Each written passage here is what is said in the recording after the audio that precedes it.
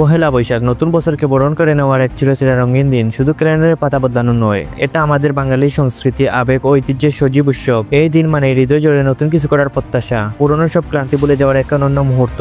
এমন এক দিন যেদিন সূর্য যেন একটু বেশি আলো নিয়ে ওঠে, আর গ্রামের বাতাসে থাকে মাটির গ্রানের সাথে এক অন্যরকম উচ্ছ্বাস। গ্রাম বাংলার ছেলেমেয়েরা 2 দিন আগে বাজারে হাজির হয়, নতুন জামা, গহনার রং, লাল সাদা শাড়ি আর পাঞ্জাবি কিনে করে ফিরে। কেউ কেউ একদিন আগে পানির সাথে রং গুলে রাখে, যেন বৈশাখীর সকালে সেই রং ঘন করে কাপড়ে লাগে। সবার মুখে হাসি, মন জুড়ানো আনন্দ। পাড়া প্রতিবেশীর মুখে তখন একটাই কথা, এবার বৈশাখে কি পড়ছো? বড়দের হাল খাতা। ব্যবসায়ীরা লাল খাতার পাতায় নতুন হিসাব খুলে, দোকানে দোকানে মিষ্টি মুখ আর পদ্মারদের সাথে মিষ্টি সম্পর্কে নতুন অধ্যায় শুরু হয়। এই একটি মাত্র দিনে দেখা যায় পুরনো দোকানদারের মুখে হাসি। বৈশাখের দিন সকালে উঠে পরিবারের সবাই বসে পান্তা ইলিশের পাতে, সাথে কাঁচা মরিচ, পেঁয়াজ আর আলু ভর্তা। আহা সেই স্বাদ! ছোটরা রং খেলায় মেতে উঠে, কেউ মুখে রং মেখে আসে, কেউ দূরে যাচ্ছে পাড়ায় পাড়ায়। শহরে যখন নানা প্রোগ্রাম, মঙ্গল যাত্রা, বাউল গানের আসর, গ্রামে ছোট্ট মাঠের মেলা, নাগরদোলা, কাঠের গুঁড়া আর বেলুনের দোকান, আর তার মাঝে হয় বৈশাখীর গান, নাচ, কবিতা, আবৃত্তি। এক রঙে রাঙা দিন। এই বৈশাখে শহর কিংবা গ্রাম, 2 জায়গাতে বাজে এক সুরে আনন্দের বিনার সুর। শহরের পার্ক, খোলা মাঠ আর সংস্কৃতি কেন্দ্র হয় বৈশাখী উৎসবের বিভিন্ন আয়োজন। তবুও গ্রামের প্রকৃতি, খোলা আকাশ আর সেই